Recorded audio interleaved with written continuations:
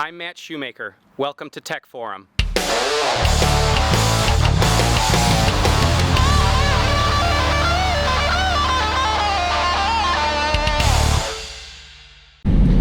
Hello. Welcome back to the vlog. Today's vlog was spurred on by a couple of questions that I've had recently. One comment in particular about this car being overpriced, so I wanted to go ahead and discuss that. Whether or not something is overpriced obviously has to do with the value of the item, whether it be intrinsic or perceived. So the intrinsic value of an item would be gold. It's worth a certain amount of money per ounce, and it fluctuates a little bit but relatively stable, and its value is known based on the quantity of gold that's available and that kind of thing. And then perceived value would be, say, a home in a gated community. It may only be a 2,000 square foot home, but because it's in the gated community, there's a perceived value that's higher because it's more prestigious or whatever. People are willing to pay more for that perceived value. So there's so many different facets to this, but when it comes to this car, I get quite a few people that ask me about it because it is not an inexpensive car. They are costly. I'm not gonna lie about that. But to just flippantly say that it's overpriced or it's not worth the money, first you have to ask, by what metric are you judging it? What are we looking at? Also, what use is that product going to see? So, for instance, as I mentioned in an answer to or a response to a comment on one of the videos that said that the car was overpriced, I had said, well, are we judging beautiful dashboard with lots of eye candy and pillow soft seats? And by that metric, I would say yes, the car's overpriced. For $50,000, you could go out and buy a Mercedes that has just gorgeous eye candy and wonderful convenience features and different things, and plush seats and all the rest, and heated and cooled headrests and just all kinds of things. So the car, by that comparison, is overpriced. That's another facet to this. Value of an item quite often is dictated by comparison of other products within that realm, within that market. So, but by that comparison, the car's overpriced. However, if you're looking at other metrics, let's say the obvious one would be energy efficiency. So for energy efficiency, this car, at least for the use that I give it, has an energy consumption that is equivalent to roughly 130 miles to the gallon. With the current cost of gas, the current cost of electricity in my area, if I were to get a gasoline car that would give me the same number of miles per dollar put into it in energy, it's roughly 135 miles to the gallon is what this car essentially consumes in energy and in cost comparison. So if we're looking at that design metric alone, well, the car becomes more attractive. Now when you drive 45 to 48,000 miles a year like I do, suddenly that becomes a huge factor. For me, it's a downright overwhelming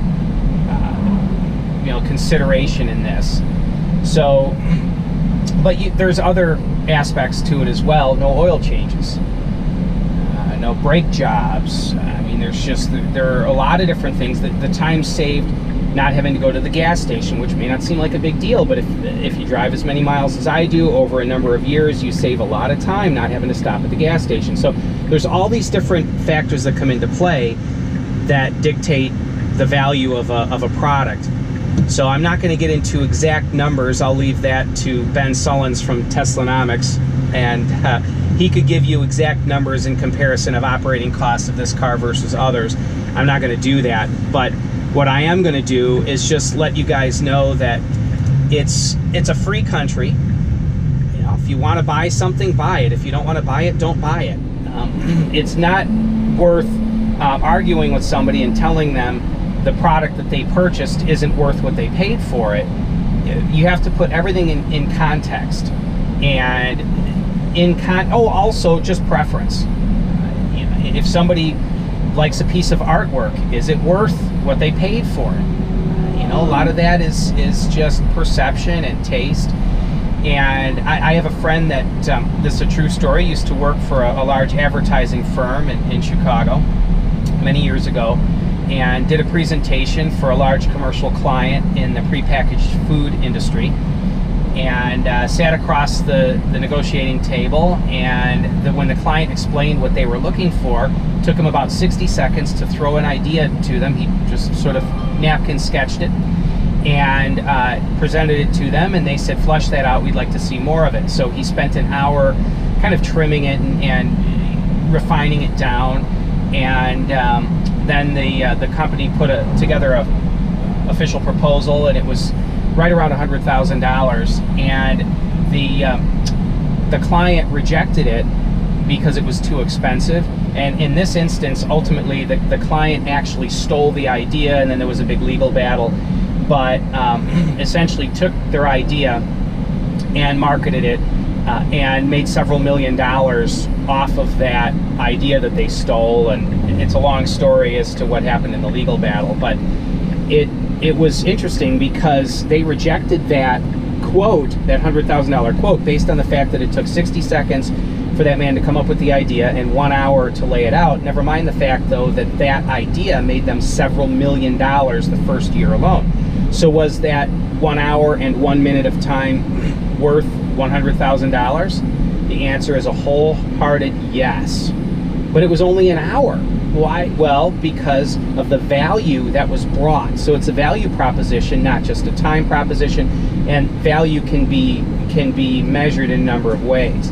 So is healthcare worth what we're paying for it?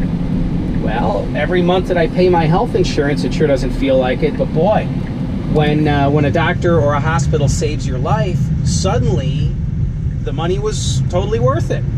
So you have to look at things, again, in context, and I would say that when it comes to items like vehicles, there's a lot of individual taste. There's different lifestyle dynamics and all that's going on. Different use. You've got a family with 7 kids, they need a big SUV, or a 15-passenger van or whatever. For them, this car wouldn't be worth it. They need a huge vehicle. They don't care that it gets 10 miles to the gallon. When you're hauling that many people, the miles per gallon per person suddenly becomes worth it. But another individual may just need a reliable vehicle. They don't drive very far, but maybe they work second or third shift. Maybe it's a young woman that's worried about, she's driving through a bad section of town. For her, she doesn't care about gas mileage. She doesn't care about cost.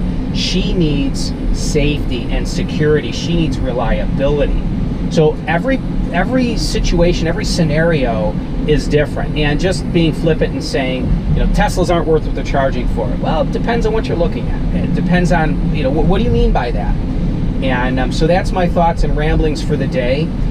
And I want you guys to know that I read, currently my channel's small enough I can read every single comment, so I do read all the comments, even the negative ones. And let's face it, it's a free country. If you want to leave a negative comment, you can. It's America. You have a right to be wrong. And I have no problem speaking my mind. If I feel that somebody's off base, I'll tell them. So that's just who I am. I'll try not to be rude about it, but I'm a very direct person, and that's the way I'm going to deal with my channel. I'm going to speak things the way I see them.